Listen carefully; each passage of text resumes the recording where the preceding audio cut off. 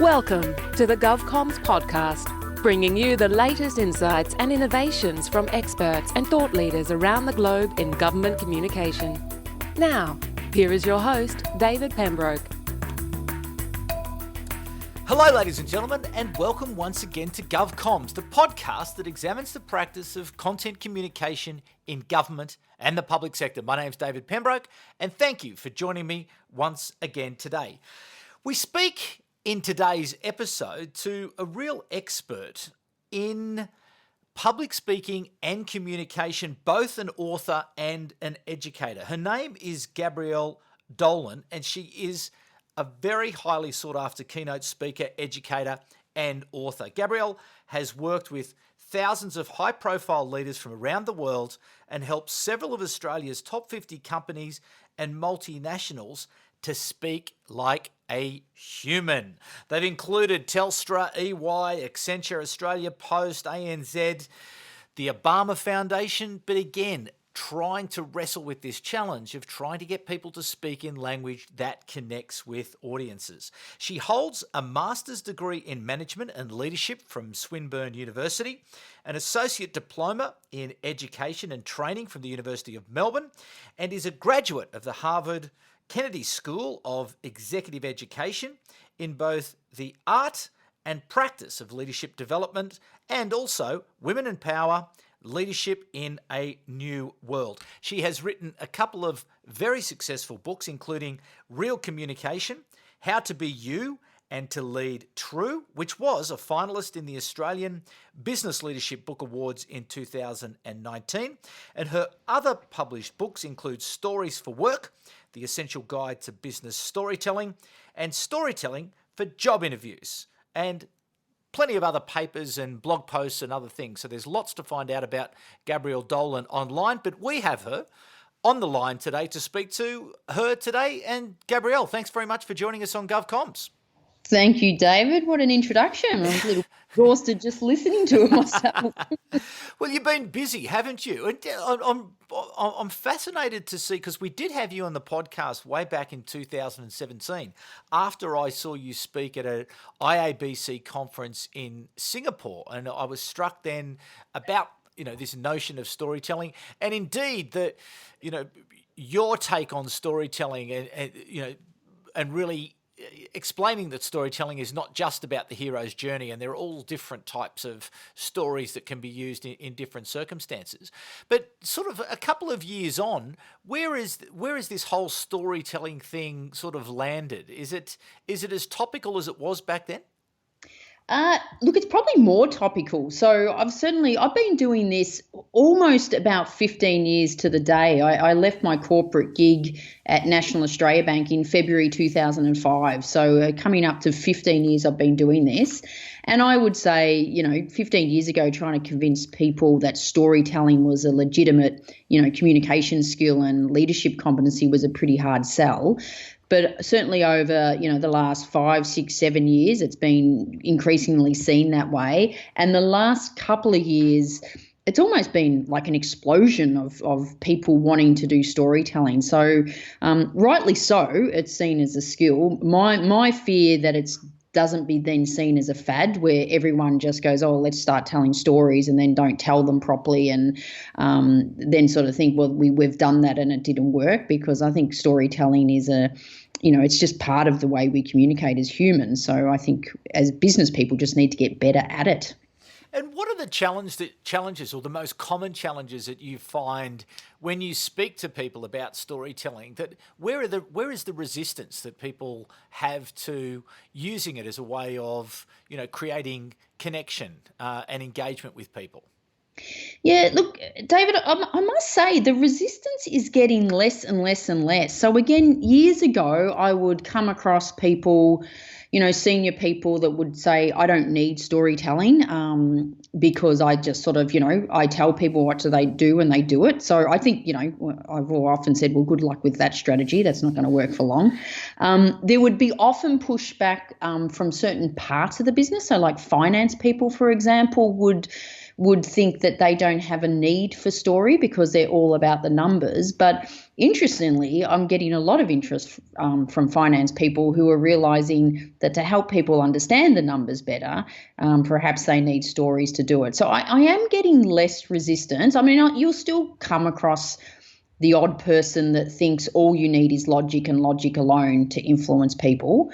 But it's getting less and less, I must admit, which is good.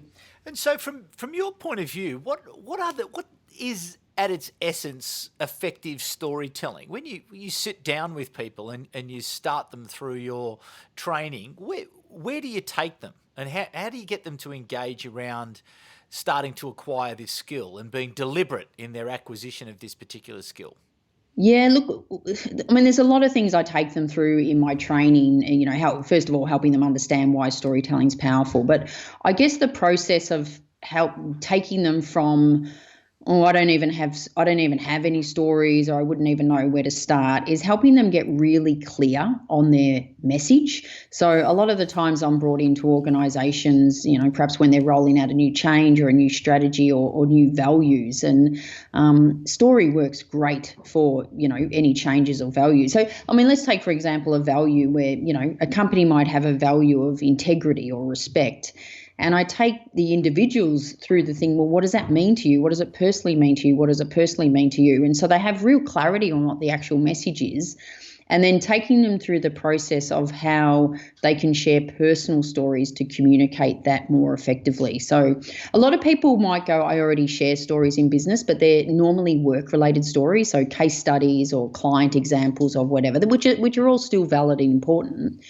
But helping them realise the power of sharing a personal story to get the message across. And one of the few things I love, well, not the few things, one of the few things I love about my job is when I take people through this process, and at the end, people say to me, I've never ever thought of sharing a personal story at work, or I just never thought we were allowed to. And what they mean by that, because these are normally senior people, is I just didn't think it would be a respectable way to do it. So giving people the permission to do it, showing them that it works and it's professional, and then giving them the skills how to do it, that's a really satisfying part of my role.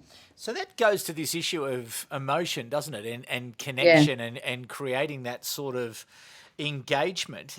How do you sort of train people to know where to go to in terms of that, how vulnerable to make themselves in a work environment? Because as you say, often it could be, it's very difficult for people to really open up in a professional work environment.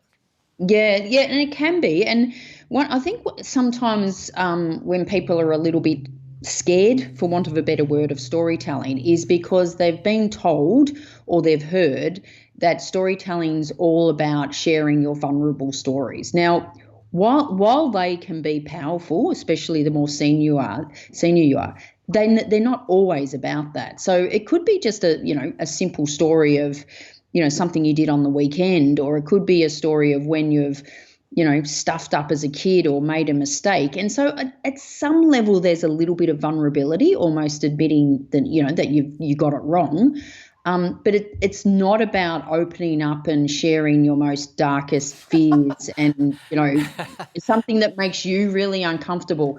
One of my rules is, as the storyteller, you determine what stories you share and to whom. So you might be really comfortable sharing a really vulnerable story, in a coaching session or with your team. You may not be so sharing it in front of 200 people on stage. And my advice is don't do it if you don't feel comfortable doing it.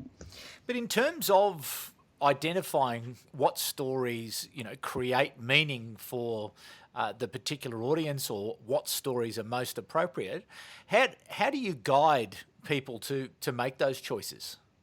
Yeah, look, David, I take them through a process of helping them understand that, their day-to-day stories are the most powerful. So it's not about your big aha moments. It's not about climbing Mount Everest or recovering from cancer or, getting divorced or whatever. It's not about that. It's, mind you, they could be still good stories, but it's your day-to-day one. So a lot of people come in and think a few things. They think, I don't even have any really good stories because I'm just normal. So it's trying to convince them that normal's good. They also come in with this thing that no one would be interested in hearing my stories. Like, why would someone be interested in hearing a story about my kid to link it to this message? One of the powerful things that I do in my workshops is that they all actually get to share a story with, their peers, so in small groups. And what that does, besides giving them the opportunity to practice their story, they actually experience the power of it. So they're sitting there thinking no one would be interested in my story, but they've listened to all their peers and they've got all those stories were really interesting. And sometimes people hear a story and go, wow, that had a real impact on me. So they actually experience how powerful these day-to-day stories can be. So I do take them through that process, and I spend a bit of time on making sure. I call it the emotional matching of a story. So you don't want to have a really emotional story, perhaps surviving cancer or losing a loved one to cancer, and share that to communicate a business message around, we're changing, from using black pens to blue pens, I think. Because that would come across as manipulation. So that's the one thing you got to be really mindful of, is that you're not doing this to manipulate. You're doing it to influence. So it's absolutely a way to better communicate and influence. But there's a very big difference between influence and manipulation. And so in terms of that storytelling and, trying to create engagement and connection with the audience, is it your experience that it's the telling of a story which really opens up the senses of the people who are to receive the story that you're about to tell, that once it's a story, it's much more accessible for them to understand the point of it? Yeah, there's a couple of things a story does. So if you're telling a story, and the premise of all this is if it's done well, if you're telling a story that goes for 15 minutes and is boring, then it's not going to work. But if you're doing a story that is told well, what it does is people can visualize it. And they have an emotional connection to it. And when I say emotional, it's not as if they have to get emotional, like got to be crying or sad or love. It's just an emotional connection. So it sort of taps into the heart. And we often think when in business we're trying to communicate logical stuff. So we've got to, that's old saying, we've got to get it through their head. And we try to communicate that through logic, when the fastest way to the head is actually through the heart. So if you can share a story that taps into emotion, even the slightest little bit of emotion, it not only helps people understand it better, but they're going to remember it, and because they remember it, they're going to easily be able to retell it to other people without losing its meaning. I mean, I would put a question to you that sometimes you could think of conferences you went to or presentations you saw 5, 10, 20 years ago, and think the only thing you can remember is the story someone told. So we're just hardwired to tell stories, and we're hardwired to listen to stories, and they're the ones we remember. And how then, or what is the skill of being able to wrap a story around the logic and facts? How do they come to play together to be most effective? Yeah, look, and I'm a big, you still need all the logic and facts when you're communicating messages. My advice, though, is you don't combine them together. You think of so if you're trying to get a message across, you're going, okay, so I've got all the logic and facts and figures that can support that message. And what story could I use that could also support the message? So then you make a decision: do I lead with the data and go with the story and go back to the data, or do I lead with the story and then go to the data to back it up? But my advice is don't combine the two. A lot of the times when we combine the two, and if you think sometimes a case study probably falls into this criteria.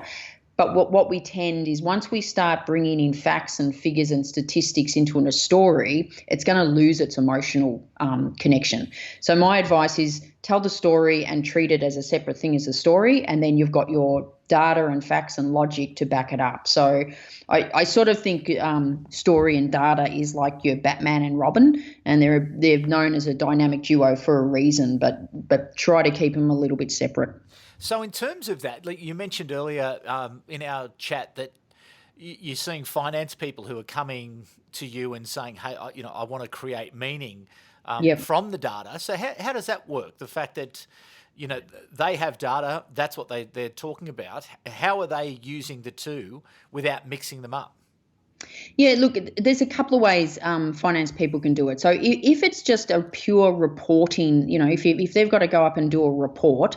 Now the reality is if the only thing you need to do is inform people, then you probably don't need a story. If you're going there and just giving the latest monthly sales figures, you don't need a story for that. You just give me the latest figures.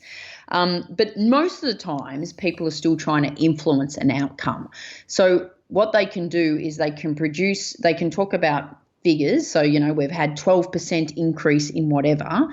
And then perhaps they can share a story about a customer, for example, that's benefited from that. So it can be working in that way. Other times they might be trying to influence an outcome, like they need more resources. They need the business to change priorities. They need the business to focus over one thing than the other. Then that's when they could share stories to influence that outcome. Obviously, they've still got all the logical reasons why we need to do it. So in terms of your most recent work, the book Real Communication, which I have to say I haven't read as yet, but I understand that what it does is connect sort of authentic leadership and communications. What inspired you to write this book? Yeah, look, it was interesting. What I noticed when I started writing this book probably about 18 months ago was there was I noticed with all the work I did with my corporates and business people, there was just a change in expectations of how employees wanted to be led and how they wanted to be communicated to. And what I saw and what I'm seeing a lot more of, this real need for people to want to work with authentic leaders leaders that go, I don't have the answers. Leaders that go, I've stuffed up and apologize. So, I often say that real leaders aren't perfect and perfect leaders aren't real. So I think gone are if you're still thinking because you have a position of authority, you need to have all the answers and you need to be bulletproof and not show vulnerability. I think that's a really old style of leadership because people are responding to a more authentic way of leadership. And also with the communication, they're wanting, and I think, they're just wanting it to be more transparent. They're wanting it to be quicker. They want to have input into it. So we're seeing, years and years ago where most communication in business would be very top down, and it had this cascading approach. And I often liken it to, the champagne tower. So, yeah. The top rungs of the champagne tower get all the champagne, and then just all the dribbles go to the bottom. And that's what would happen in traditional communications, which means people on the front line either were not getting accurate communications, or it was just taking way too long to get to them. So, what we've seen, and we've seen this with few high-profile CEOs. Shane Elliott at ANZ, for example, he does Facebook videos and puts them straight onto his Facebook page as a way of communicating. So it reaches everyone at the same time. So I saw this happening. I also saw the rise of jargon and acronyms. I think heavily coming out of the rise of technology, and that's. Jargon and acronyms really has some significant consequences to the way we communicate. Okay, well, there's a couple of things in that. So do you believe that it is the impact of technology which is leading to this transformation in effective communication styles, or the requirement to change your communication style? Oh, no, I don't think technology is doing that. I think just employees and, I've been saying the younger generation for about a decade, but, the younger generation now is really anyone under 45, which is like about 80% of your workforce, are just wanting a different way of communicating. They're seeing through all the BS. They want it to be more real, for want of a better word. So I see that happening. I think what is happening with technology, with agile and everything like that, we're seeing a huge amount of new terminology come into the way we communicate, and look, jargon's always been there and acronyms have always been there. But I've just noticed a lot more jargon and acronyms entering the way we communicate. And unless everyone knows what they mean, then it's actually having a really negative impact on the way we communicate. It's fascinating you say that, because only about a week or so ago, I was reading something around a product and product. I'm not under 45, so when I think about product to me is it's a thing. Whereas in technology, a product is almost like a project, or the old word was project. Now it's called product. And the language around it, it took me a while to actually understand just exactly what this new meaning is of the word product. As a product manager in a technology company, it's quite a different thing. Yeah, well, David, I'm glad you explained that to me, because about 6 months ago I did about 3 speaking gigs for this product group, and I just sort of went, I'm still, like, I kept thinking I'm still not sure what they do, because no one was actually making a product. And I just thought, oh well, I'm going to talk about stories, so I don't really have to fully understand what they're doing. But yeah, that's exactly right. So, but that's the point, isn't it? That we're not sort of taking the time to actually create meaning around new terminology, and we just assume that everyone knows exactly what they're talking about. Yeah, we do. And we use it with words like that, and we assume, and then acronyms are really bad, because the reality is, for every acronym we say, there are multiple variations of what that means. SME, we'll talk about SMEs, and is a subject matter expert or small to medium enterprise. Yeah. And like, I remember having a conversation with a woman, and after about 10 minutes, I was thinking, why does it feel like we are talking about something completely different? And you were at completely cross purposes. We were, because I was talking about subject matter expert and she was talking about small to medium enterprise. We do a lot of work in the Defence Department, and that is the land of the acronym. Oh, it's you're knee deep in it, and it's actually quite exhausting when you go home from work, when you've been out there for a couple of days, because it takes a lot out of you to try to keep up with all of the acronyms. So how do you improve communication in an environment where the bias is to create an acronym, and the bias is to assume that everyone knows what you're talking about? How do you change that? Yeah, so it's your comment before about you come home feeling a bit exhausted is spot on, because when you're using acronyms, so if I'm using an acronym to you, I'm putting all the onus on you to do the interpretation. Yeah, so precisely. First of all, it might just be a really quick, that quick what you do, but a lot of times it's actually making it harder to understand the message. So in one way, it's actually just quite lazy communication, because all the onus is on the other person. The problem for you using acronyms is you're making an assumption that they know what it means, and if they don't know what it means, then they could be agreeing to something you have said and go off and do an action that's wrong, because they've had the misinterpretation of the acronym. So part of my message and part of my speaking and writing is to raise awareness to the problem, because we do have an addiction. So I don't have a problem with acronyms if everyone understands what they mean. We go to the ATM, we say ATM. Yeah. We don't say automatic teller machine, but the amount of people that still say ATM machine, and we say PIN, and again, we don't say personal identification number, but again, the amount of people that say PIN number. Yep. But people, I think you confidently know people know what they mean. But if you're not confident, then you should be actually saying out the acronym. And we've just become addicted. Just because something has 3 words to it does not mean it needs to be reduced to an acronym. And if you're only saying it once or twice or 3 times, just say it. So unless you're confident everyone knows what it means, I think it's been inefficient and ineffective communication. Have you, or do you have an example of a big complex organisation? Because this podcast is largely for government communication professionals who are trying to improve in what they do. Is there an example out there of an organisation, a big complex organisation, that has set in place a policy or done something that's been able to,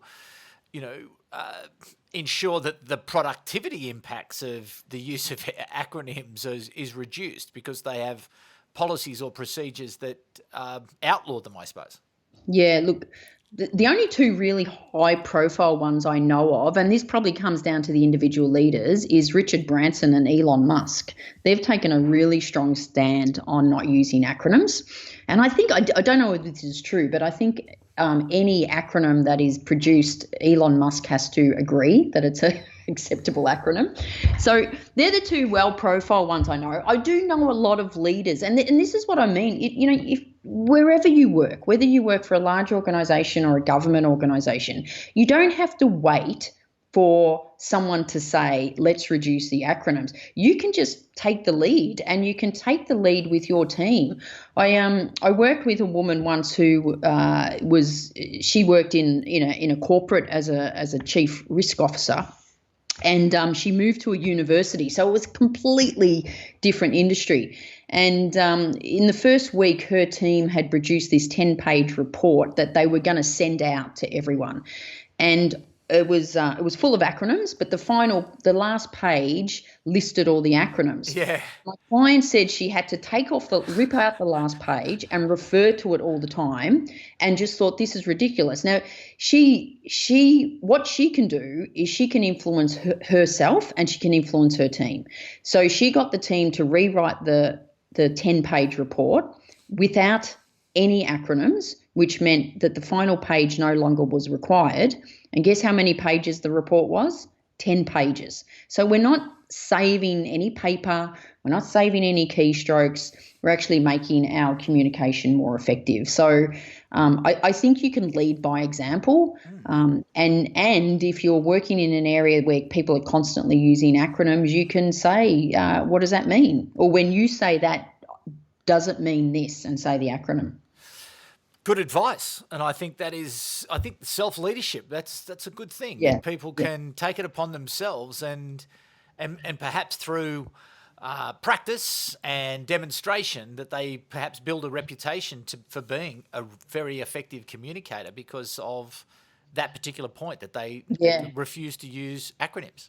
Absolutely. And on that, I should say perhaps one of the most stupidest thing companies and organisations do to try to solve the acronym problem is they produce an acronym database that lists all the acronyms. Now, show me anyone that has stopped mid-conversation to go look up the acronym in the acronym database. No one. No, and it still doesn't change the problem. If I say SME, what am I talking about? Because there's probably 4 or 5 versions of SME in that acronym database, which is probably called ADB. So listen, just before I let you go, as I say, this podcast is really all about trying to help people to become more effective. And you've given us some great advice there to people, is just cut it out. That's easy. Yeah.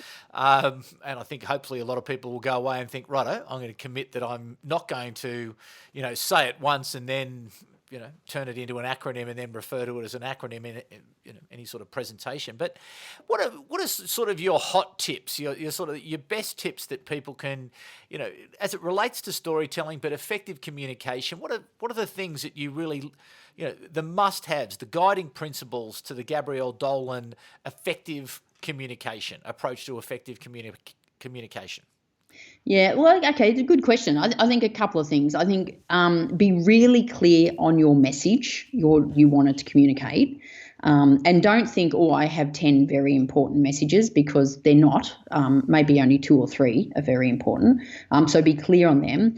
Also, really think about it from your audience's perspective. So, are they going to potentially, are they going to potentially think this is bad news, or is there something going on in their world that this isn't even going to sink in? So I think be really clear.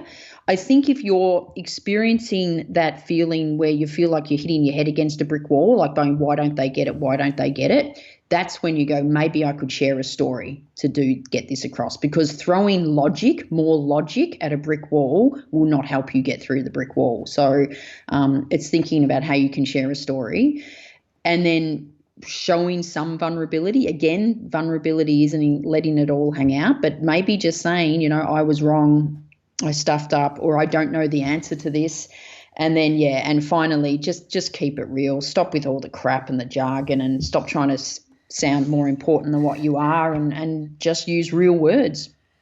Great advice. great advice to finish our discussion there today. Thank you very much, Gabrielle. That's wonderful. Where can people find out more of the wisdom of Gabrielle Dolan? Not just your books, but where else can they find you if they need you to keynote at a conference or an event or a workshop or anything?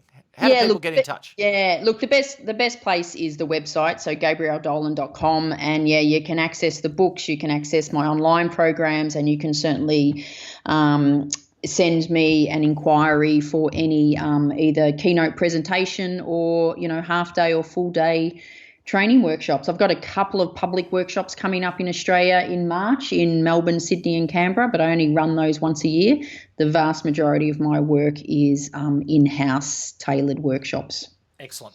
Okay, well, thank you, Gabrielle, for giving us some of your extremely valuable time this afternoon, and thanks to you, the audience. I know you will have got a lot out of that, this notion of simplicity, keeping it real, that last bit of advice, getting into the shoes of your audience and thinking about them. And again, that notion of you don't have to tell everybody everything, and maybe there's not 10 pieces of that story, just the bits that people can manage, just the bits that are really critical in order for you to be able to achieve whatever the objective is that you are seeking to achieve. So thank you so much to Gabrielle for her today, and thank you to you, the audience, for coming back once again. We'll be back at the same time in 2 weeks' time, but until then, it's bye for now.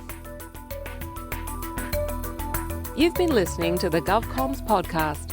If you enjoyed this episode, be sure to rate and subscribe to stay up to date with our latest episodes.